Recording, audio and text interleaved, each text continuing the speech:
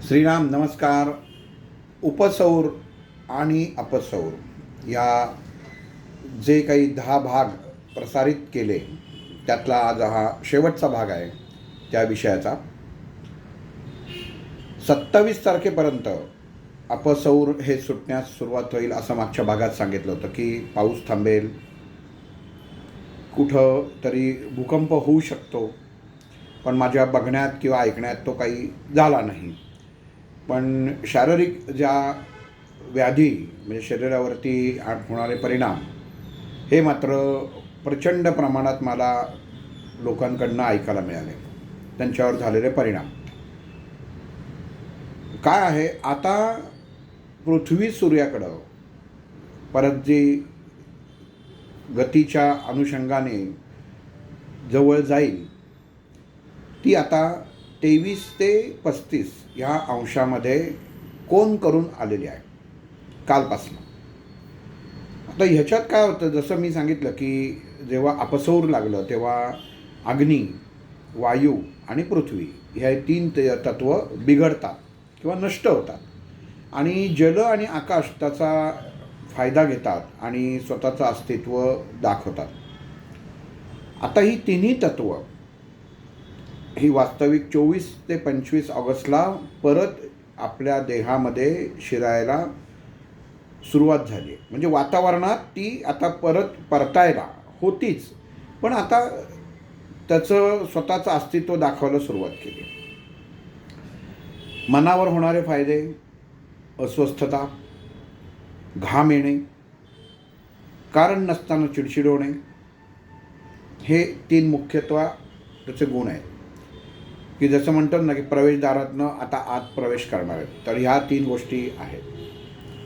छोट्या छोट्या गोष्टींवरनं चिडचिड होणं हा सगळ्यात मोठा त्याचा एक साईड इफेक्ट आपण असं म्हणू की शिरतानाचा.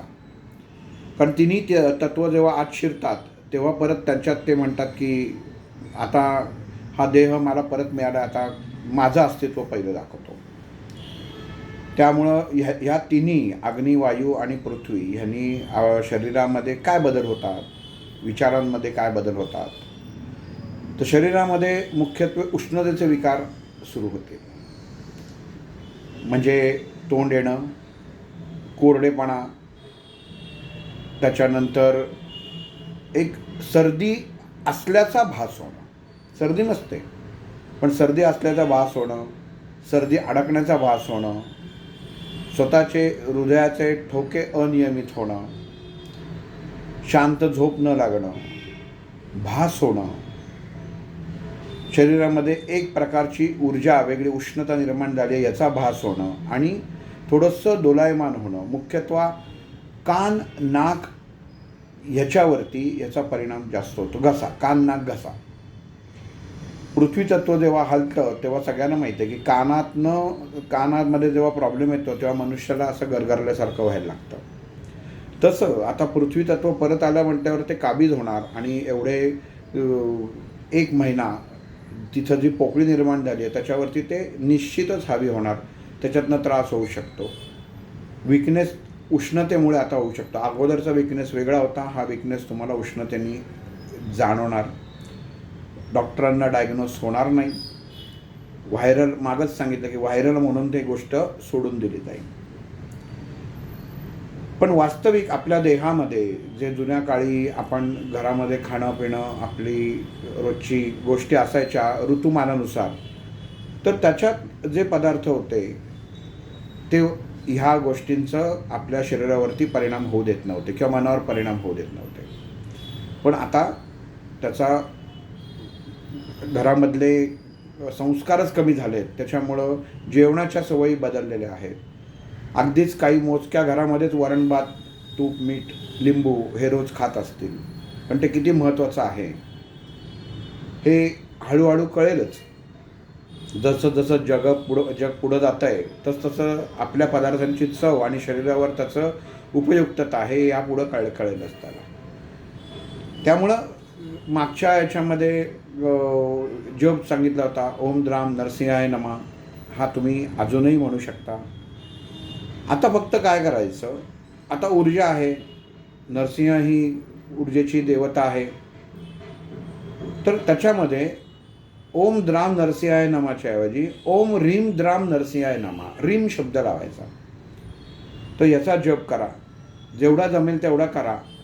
बऱ्याच जणांनी मला प्रश्न विचारला, आता मग 27 तारखेनंतर थांबवू का? तो तुमचा प्रश्न आहे. सांगायचं काम मी केलं. कारण ह्या भौगोलिक घडणाऱ्या घटना आहेत की ज्या आपल्या देहावरती, मनावर परिणाम करतात. 100 गोष्टी वायफळ बडबड आपण करत असतो.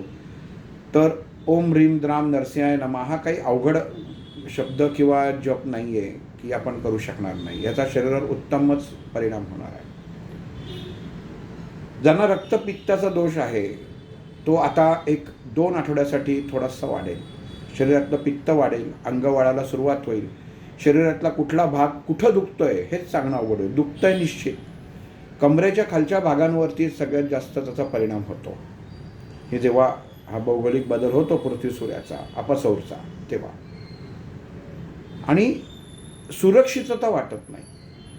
आता कशाची सुरक्षितता वाटत नाही तर हे सांगणं अवघड आहे. म्हणजे सगळ्यात असून मी एकटा, छोट्या छोट्या गोष्टींची भीती वाटणे, अकस्मात कोणीतरी नुसतं येऊन दरवाजा वाजवला तरी त्याच्यावरती आपण भिणे किंवा भीतो, भ्रम उत्पन्न होणे ही अमुक गोष्ट मला होती आहे, माझ्या बाबतीत असं तर होणार नाही ना, असं का घडतं आहे, असे 100 प्रश्न या बाबतीत आत्ता घडू शकतात.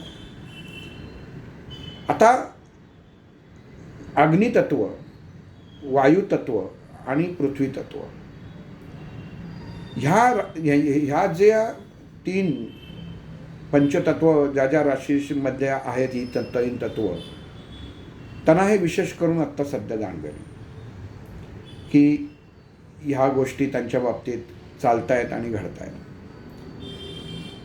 अजून एक सोपी गोष्ट की याच्यातनं आपल्याला त्रास होऊ नये असं म्हणून, आता अपार्टमेंटमध्ये राहतात पण जिथं माती आहे ती माती घ्या, हातावर घ्या, कणभर ओली माती करा, सुकी असेल तर ओली करा, थोडीसं पाणी घालून हातावर अशी, जसा पिठाचा गोळा केला जातो तसं ते हातावर करा, त्याचा वास घ्या आणि सोडून द्या. म्हणजे ही 3ही तत्व तुमच्या देहामध्ये उत्तम प्रकारे स्थित होतील. इतकी सोपी गोष्ट आहे. त्याच्यानंतर आपल्या शरीरातली विटॅमिन बी जे आहे याच्यावरती ह्या 3ही तत्वांचा डायरेक्ट परिणाम होतो आणि ती कमी होतात.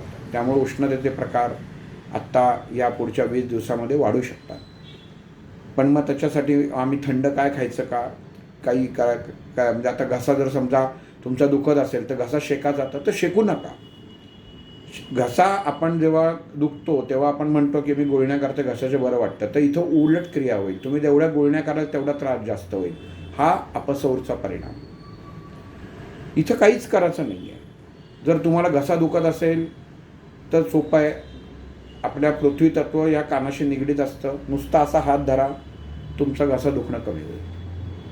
म्हणजे इतक्या छोट्या छोट्या गोष्टी आहेत की तुम्ही, अपसौर आता संपलेला आहे त्यामुळे आपण आता परत म्हणजे नॉर्मलतेकडे आपण आता परत प्रवास चालू झालेला आहे.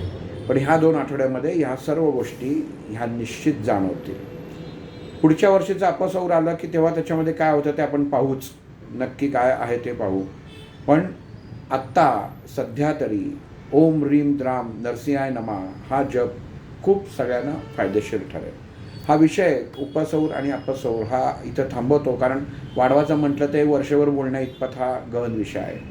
पण आत्ता तात्पुरतं ज्याची आपल्याला गरज आहे तर तेवढंही खा. आणि अजून एक म्हणजे काळ्या मनुका खा. बऱ्याच जणांना सांगितलं होतं की आलं आणि मीठ, तर आता थांबवलं तरी चालणार आहे. कारण आता शरीरातली उष्णता वाढायला सुरुवात होईल, घाम यायला सुरुवात होईल. तर त्यामुळे आता थोडंसं कुठं अशी आपल्याला कळलं की थोडंसं माझं मन विचलित आहे असं आहे, तर थोडीशी माती घ्यायची, हातावर घासायची, वास घ्यायचा आणि टाकून द्यायची. म्हणजे इतकी सोपी पद्धत. आपण सोसायटीत जरी राहत असला तरी प्रत्येकाच्या घरी कुठलं ना कुठलं तरी झाड असतंच किंवा तुळस असते. तर ती एक चिमूटभर माती घ्यायची, अगदी बचकाभर घ्यायची नाही, चिमूटभर घ्यायची आणि तळ हातावर ठेवून ती उजव्या हाताने वरच्या याने ती अशी घासायची. एवढंच करा. मला फीडबॅक नक्की द्या. हा विषय इथं थांबवतो. उद्या एक नवीन विषय आपण सोमवारपासून सुरुवात करू. श्रीराम.